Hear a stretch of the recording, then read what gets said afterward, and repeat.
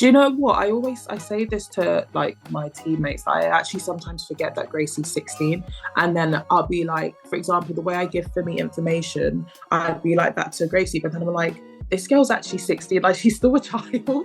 I'm 11 years older than her. And then I have to remember, oh my God, she's a child. I need to break it down for her. But that just shows how good she is. Like the fact that I forget that she is 11 years younger than me and she's training with me week in, week out, doing her GCSEs. Like that's not easy. I think that then made me step up because yes, I didn't expect to be a reserve, but once I was there for the whole journey, I was like, well, I don't want to ever be a reserve anymore because I've seen like how amazing it is to be able to play and just, be part of that squad. So yeah, it made me go from being happy to be a reserve to then being like, well, my next aim is to actually be in that 12 and be in that squad playing.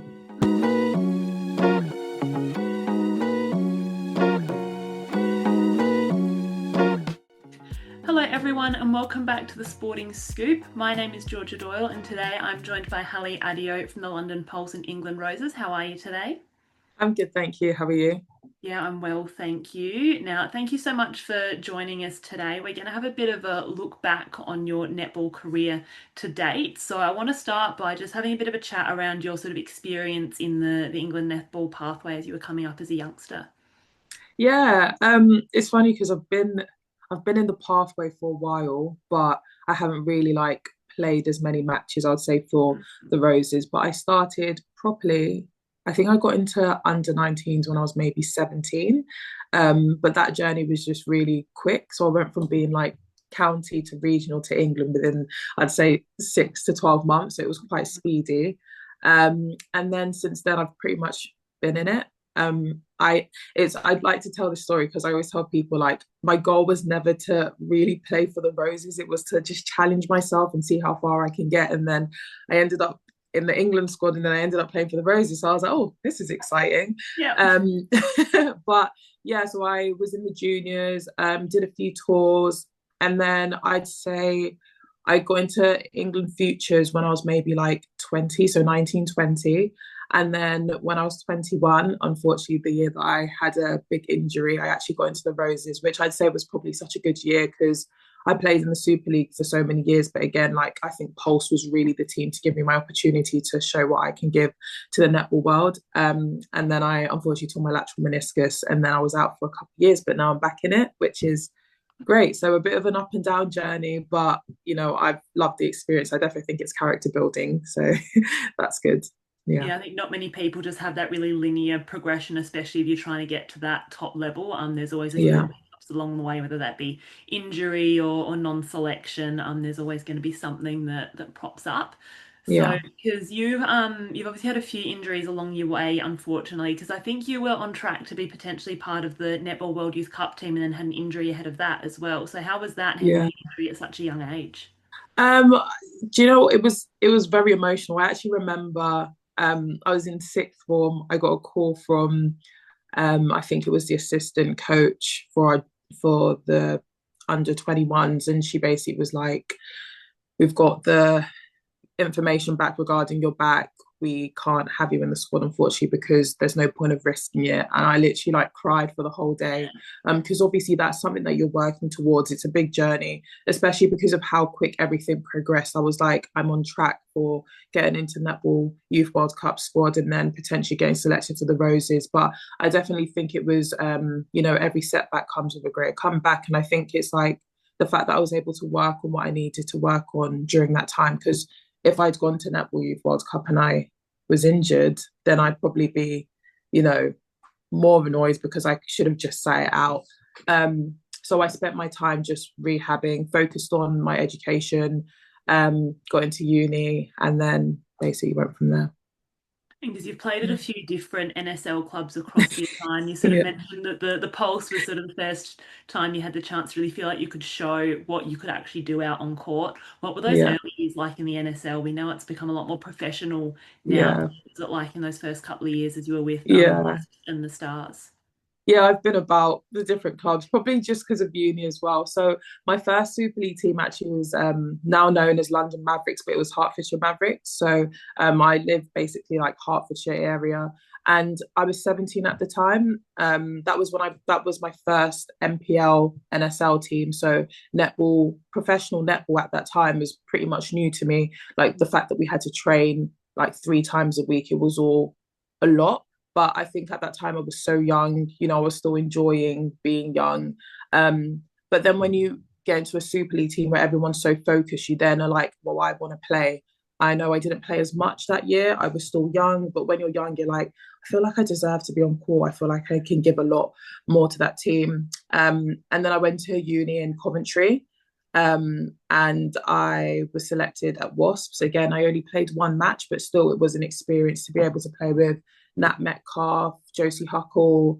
There were so many big people there who I was like, I can learn so much. And then I had Tamsin Greenway as well as a head coach. So even though I didn't get as much court time, I learned so much from them. And I also think that was the year where I was like, I need to step it up because, I'm now 19, 20 and I'm still not getting court time. And then I went to Seven Stars, and that's where I actually met Sam Bird. So she was my head coach at that time. And I was there for a year, but I was starting and then I ended up getting an injury. So I sprained my ankle quite badly. And I think that's just where my career kind of like stopped for a bit. That year I was actually pretty much like, I'm probably gonna call it quits with netball. Like I don't really know what's going on. I don't feel like I'm getting my opportunities and I don't know where I can go with that. And it's funny because I remember I was like waiting for Seven Stars to tell me what they wanted with me or whether they were going to keep me or not. And it was like last minute where they kind of told me, well, we're not going to take you up the next year. So I was like, oh no, I don't have a team. Scramble to find somewhere. I know. And that year, Sam Bird actually left to be the head coach for London Pulse. So I messaged Sam being like, Sam, I haven't got a team, help me out. No, literally. And she was like, our roster's basically all sorted, but we can bring you in as basically the 13th player. So or was it I think it was the 12th player because in that year, that was when we had a squad of 10. So she was like, we can bring you in as the 12th player. So I was like, okay, do you know what? I am in uni at Coventry, but I'm willing to make that journey. And so I ended up being in the squad as the 12th player. But an opportunity came about when someone who was meant to be in our squad actually left Pulse and went to another squad. And I ended up training really well. And Sam was like, well, we're putting you in our actual playing squad. And I think that's just where my career then really shot up. So shout out to Sam Bird for that. I think she really believed in my ability and saw what I can give to the team. And I went from basically not even being in the squad to being in the squad, co-captaining with Lindsay Keeble. So it was all a big journey. And I've been there for now 6 years, which, I think it's easy to, I could have stayed at Seven Stars as a training partner, or I could have gone to another team and or I could have dropped out of netball. But I think that's just not really in my spirit. And I'm really grateful and happy that I made the right decision to make that journey to London Pulse and train every week and show why I should be either starting or just given an opportunity to be in the squad. Yeah, it goes to show that sometimes you do have to sort of take that bit of a leap of faith and then it ends up paying off. And as you said, look at where you are now with the time that you've had in the Roses and the success with the London Pulse as well. So yeah, it's awesome to hear that that's obviously all paid off for you because it's a big risk to make that move. Yeah, definitely. Yeah. So that first couple of years you had at the Wasps, you mentioned there was a few, England icons of netball is probably the only way to sort of describe them. Is there anything in particular that you can really remember learning from some of those players, whether it be either on the court or off the court? Yeah, I would say because that was my first year of uni, I wasn't really focused in netball. Like I still wanted to go out and see my friends, but seeing I always say to this day, Nat Metcalf is probably one of the best captains I've had at England and also one of the best people in general. I think being an athlete who I've gone from not playing a lot but also going to uni and wanting to enjoy, I think Nat really tried to she did support me but also kind of made sure that I needed to be on job as well, but she did it in such a loving, caring way. And then, I had Rachel Dunn there, who she was such an icon then, and she was one of the strongest shooters. So playing against the strongest shooter in the league and then getting to learn from Tamsin. And there's so many defensive skills that I learned from Tamsin, for example, sitting off the body and going for flies. But the way she did it and just the way her mind works is no, if you haven't been coached by her, you wouldn't understand. But she's a really good coach. So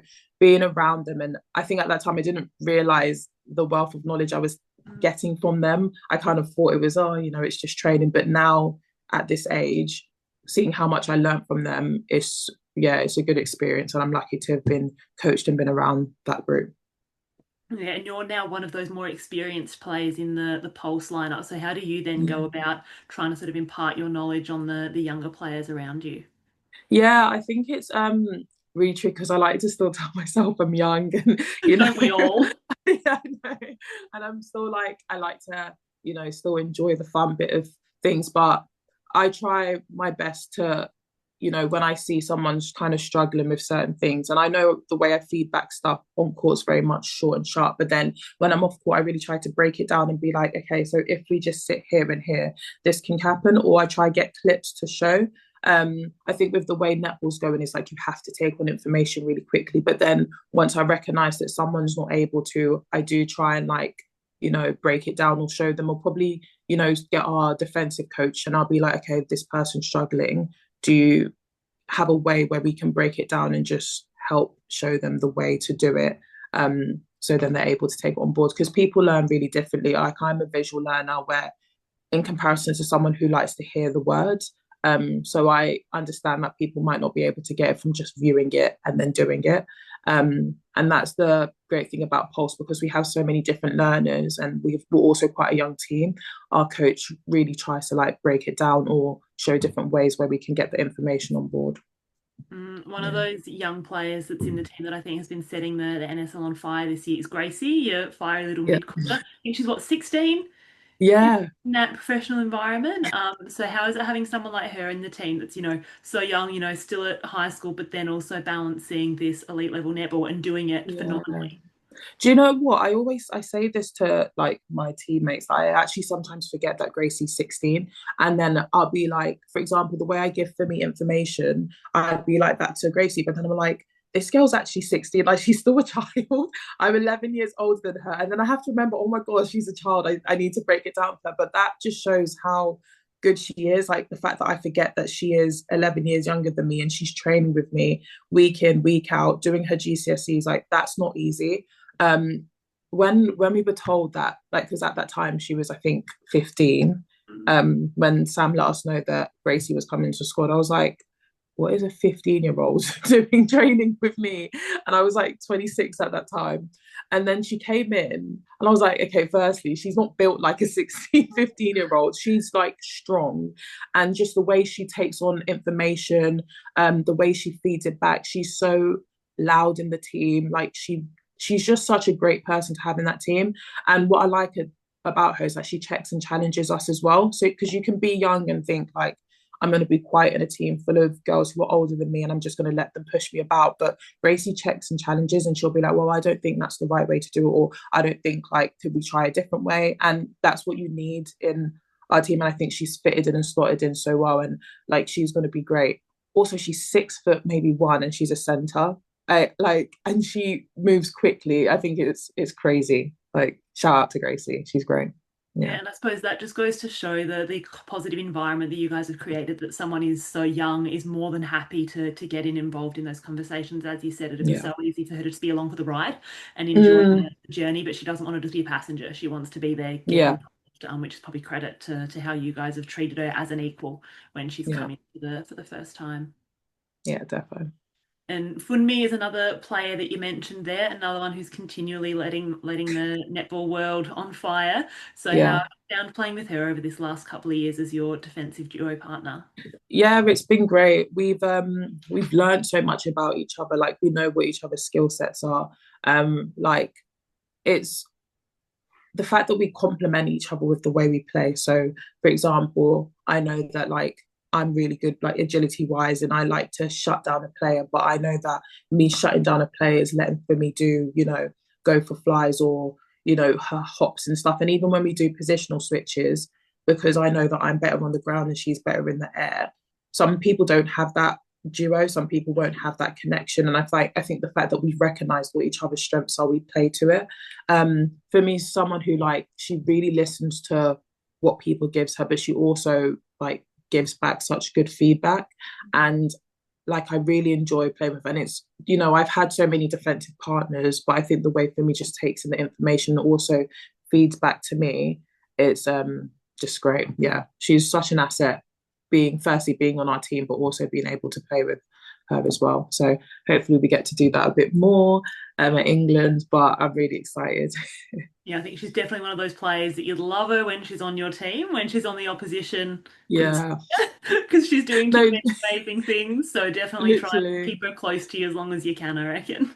Do you know what's so fun? Like sometimes when we're, for example, we'll do a defensive when we split up in attack and defense, and I might be an attacker and Fumi's defending me, and I'll just throw the ball up and I'll be like, oh, obviously she's going to get it, like because I don't have to play against her. So then when I do, I'm like, I always forget that that is her bread and butter, like tipping the ball. But yeah, she's phenomenal.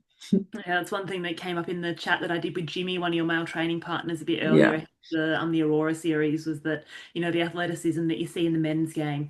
He was like, well, if I can throw a ball and Fumi can get to it, then odds are the men's players are going to be able to get to it. It's that perfect ability of being able to sort of mimic that, yeah, incredible aerial prowess that she's got. So yeah, yeah, very good exactly. asset to have in your team, that's for sure. Yeah, So you've been involved in the NSL for a couple of or a fair few years now, and it's now progressing to that more sort of professionalized stage with the launch of the sort of NSL 2.0, I think it was they called it at the start of this year. yeah. However, as someone that's been, not only involved at a couple of different clubs, but has seen NSL progress over the years that you've been there, what are some of the key differences that you've noticed so far? And are there any particular areas that you think potentially still need a bit of work as you're heading towards that professionalism? Yeah, I think firstly, like I know before, when I was saying 17, 18, 19, I could like miss training and I would get called out for it, but I didn't think it was much of a big deal. But now that it's like the intensity has increased, and not just that, like you have to be robust on court because of the intensity of firstly who you're playing against and the regularity of the matches.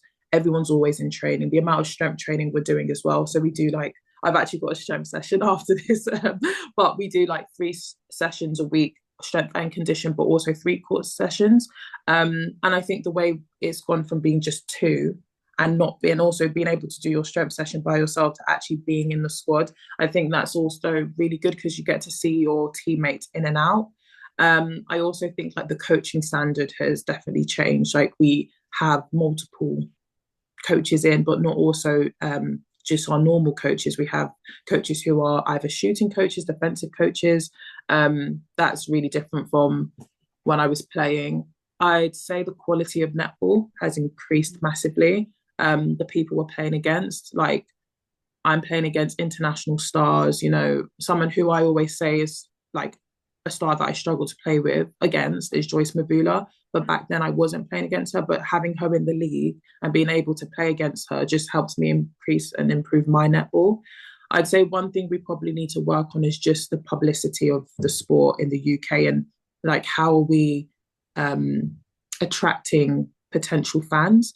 Um, I think netball in the UK can do more. Like I look at obviously the SSN and the ANZ and it just looks very attractive. Like I see it and I'm like, yeah, I want to watch it. But I think with the NSL, we can do a bit more. And how do we hit the female audience, but also the male audience? And I think, like, for example, the SSN doing the stories on KDN and I think, I'm not sure who the other person was. I think maybe, was it Jodie? I can't remember who it was, but they Yeah, there's did been a like, few that have come there's out, been and I think they're a loads. bit Yeah. sporadic. There'll be one out, and then it'll be a few weeks off, then there'll be another one. It's like keep it consistent. Yeah. Love them.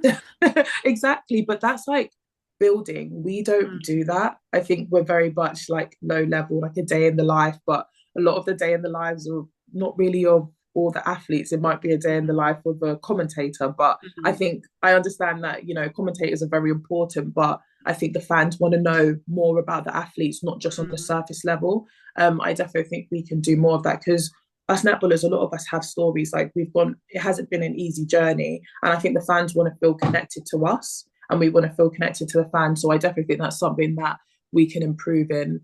And just like building brands of the athlete, because you see the NSL, but a lot of people are attracted to the people who are playing in the NSL. So if we're able to build the brands of the athletes, then you can bring in so many fans. Like I've had a lot of my male friends who they only remember netball from primary school, but Mm. I'll just invite them to one match and now they're like hooked, and our pulse environment is amazing. So now every week they're like, oh Hali, have you got a spare ticket? Or Hali, Yeah. I'm buying a ticket to your match. And I think that's what we need to do. We need to build it a bit more and get more fans from different sports and different environments into the NSL. Yeah, I think Yeah. marketing for netball is something that all the leagues across the world are trying to figure out what's the best way to go about it. And like you said, it's Yeah. the marketing the athletes themselves. That's who we get attached to. That's who we want Yeah. to learn more about. And as you said as well, everyone's got such a different story. Not everybody's had Mm. that, smooth rise to the top. There's been journeys along the way that they've had to take. So it's really nice when we get to sort of dig a little bit deeper and find out more Yeah. about them, which is what I've enjoyed doing a lot of these chats with people is you do sort of get to find the person Yeah. athlete, which we all know exists, but we don't always get access to. So it's really nice Yeah. to delve that little bit Exactly. deeper.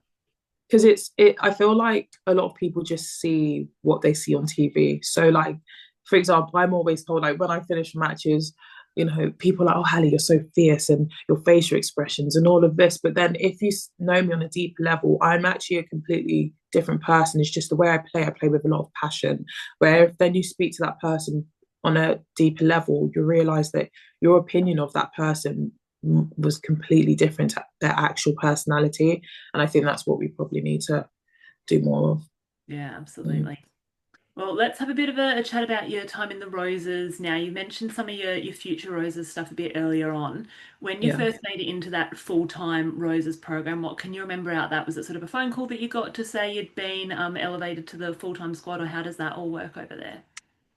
So during that time, I think we normally would get an email, but then we'd have a chat with the coach. So we normally find out that we're in the full-time program before it actually comes out. So you get the email and then you have a call with the head coach. And at that time it was Jess. And it's funny because I actually remember like before I got that email, it was like we had a match against Bath, and that season I didn't play goal defense, but then I played goal defense once, and then I got the email being, "Oh, you've been selected." And then I had my conversation with Jess, and she was like, "Yeah, we're just really excited to see where you can go, and like we can build you out, not just being a goalkeeper, but also being a goalkeeper who can then go into goal defense." And then that was the year I got injured, which was really unfortunate because I was like, "Yeah, I'm so ready for it." Like netball, I proper buckled down and worked on everything that I need to work on.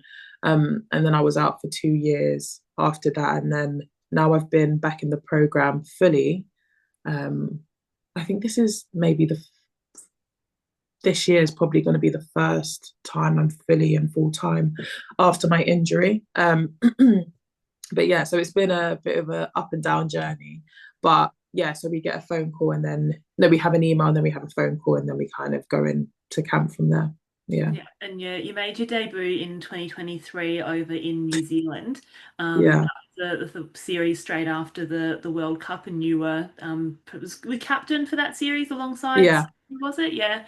Yeah. So how was that for you? First tour and then being named captain. I can't imagine that was something you saw in the cards. Yeah, I know. If I'm being honest, I didn't even see myself being selected for the World Cup as a reserve because that was literally the year I came back from injury. And then being selected to firstly be in the Tiny Jameson and then be co-captain with Sophie Drakeford Lewis. It was massive. I wasn't expecting that, but then that just shows like the journey I've been on and how I've really worked for it and the fact that the coaches saw that I'm someone who can lead the team. Um, but yeah, getting my first cap, firstly against New Zealand, is frightening. What a way Like, to start. I know, I was so nervous, so nervous. And I think, like, yes, I think at that time I was 25, and at that time, like, I know my penalty counts were off the roof, but I think it was just because I was firstly so excited to play. But like, that was something I was like, okay, Hali, you need to now lock in and just like progress. But then I think that the other matches got better and better. But it was just such an experience to be able to get my first cap against New Zealand. And not everyone can say that they've got their first cap against New Zealand. And the fact I was playing against Amelia Canasio, I was like, oh my goodness, like I'm fully against this. She's like one of the best goal attacks in netball. So yeah, it was really exciting. And having Vicky there behind me or in front of me as my goal defense made it easy. And then having like Sam Bird and Liana Leota as my coach just made the whole journey smoother. So Yeah, Now, there were a few more sort of inexperienced heads that headed over for that tour as you guys chose to rest a lot yeah, of the World Cup team, and that did cause a bit of media I know. backlash, particularly from the New Zealanders. So, as one of the leaders in the team, how did you sort of handle that as one of the, you were an inexperienced player yourself at that time Yeah. in the Roses setup. So, how did you guys respond to it? Were you aware of all the talk that was going on, or did you just try and sort Mm. of shut it all out? Yeah, so obviously we see it, like a lot of us are on social media, so we see the tweets, we see everything. But then I know at the World Cup, people had a lot of chat about the World Cup squad. And when we were at the World Cup, there was something that we said about keeping within our bubble and shutting out all the external noise and not even like paying attention to social media or not bringing the tweets to the table when we are in camp. So you can look at it outside, but don't bring it into our bubble. And that's what we did. I took that from the World Cup squad and was like, well, we're going to have our own bubble and people can think what they want about the squad. But now, this apparent B team that they said we're now all in the Roses playing for our spot in the World Cup that's coming up in the Commonwealth Games. So I think like people can have a lot of chat, but opinions are opinions. And that was what we said. Like everyone's always going to have an opinion of a player or a group, but it's what you think about your ability. And I think that really helped us in the first match. The fact that we won that first match, and we probably weren't expecting to win that first match, but it was like we were like, we're just going to play and play to the best of our ability, and whatever the results are, the results are. And yes, that second match was a bit of a blow up, but the last match again, we only lost by 5 goals. And that just is a testament to the ability of our squad and also the coaching staff and our support system as well. Yeah, it must have been a Yeah. nice little almost stuff you back to them for all the media attention that you Yeah, got. But, well, you still came out and gave you a good show. So nice to exactly. be able to show that just because they're labeling you as, yeah, the B team, like you said, doesn't mean that you're going to lay down and take Yeah, it. You can still come out and have a really, really strong performance. exactly. Yeah, And we'll just pivot back a little bit to the time that you spent as a reserve for the World Cup. Like you said, it's not sort of a call up you're expecting, but we know that being a reserve is a really tough job, sort of being there doing all the work, but not actually getting out there on court with the yeah. girls. So how did you find that, even if it was something that you weren't necessarily expecting to get the call up for? Yeah, I think like firstly again, because I wasn't expecting it, I was only expecting a call to tell me I was in the full-time Roses. Like then I got on top of you're going to be a reserve. So I wasn't expecting it, but I actually thought I think the pressure for me was to be there for the team and make sure I'm the best, training partner that they have or training reserve that they have because me training at my best will allow the attackers to be their best. So I would say that was probably the pressure I had. Like I just come back from injury. I'm still like getting back on with my fitness and then having to go to World Cup and making sure that I'm at like tip top of my ability. But then again, I think because, I had Amy, SDL, and there was myself who was in that squad. So we were really supportive of each other. And to be fair, we didn't actually feel like reserves, which is great because it's easy for there to be a massive separation between the actual squad and the reserves. But the whole team made us feel like we were actually part of it. And that just made it a lot better for us. Like we were always involved in the team chats, we were involved in the video analysis, like we were involved in every single part of it. So I actually really enjoyed my time there. And I think that then made me step up because yes, I didn't expect to be a reserve, but once I was there for the whole journey, I was like, well, I don't want to ever be a reserve anymore because I've seen like how amazing it is to be able to play and just, be part of that squad. So yeah, it made me go from being happy to be a reserve to then being like, well, my next aim is to actually be in that 12 and be in that squad playing. Yeah, you're going to do everything you can now to make sure that you're always the one that's out there on the court to be able to Yeah. then win with a medal around your neck again in the next couple of years because you've also got Yeah. nickel events coming up, which are very Yeah. exciting. So now, when I was having a bit of a read about you before we got online today, I saw that some of your netball heroes when you were younger were Laura Geitz and Shani Layton, two of the great, Aussie defenders. So I'm obviously going to love them. Yeah. Just great all-time defenders. What Yeah. was it in particular about their games individually that you really liked and sort of looked up to? Yeah, I think for firstly, Laura Geitz, honestly, best defender is so before the semi-final, this is so cringy to say, but before the semi-final, I watched some Laura Geitz highlights. So, but I Love just that. think like no, but she's like I would say them two. Firstly, them two as a partnership, but when they were playing for the Aussie Diamonds. But Laura Geitz as a goalkeeper, just the hassle and the fearlessness, but also she had a she doesn't really care a vibe. Like she will go for a ball, and if she takes a player out, she takes a player out, but No big she's deal. going for the ball.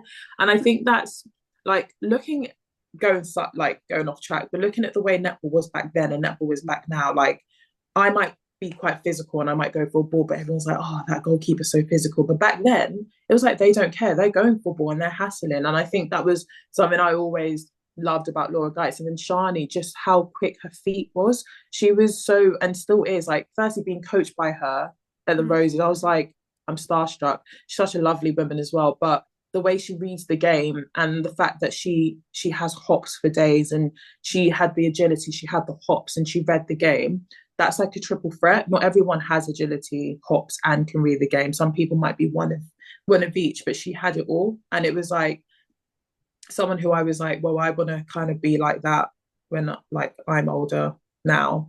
But then them two as a duo was just so formidable. So yeah, they're my defo netball icons. No, definitely good ones to have in there. And yeah, no shame with watching a few player highlights before you head out onto court. And I mean, it obviously worked. Obviously Yeah, worked because you got the win no, in that game. literally. So you might need to get another highlight reel going before the next big game Yeah. to really hype you up. So Yeah.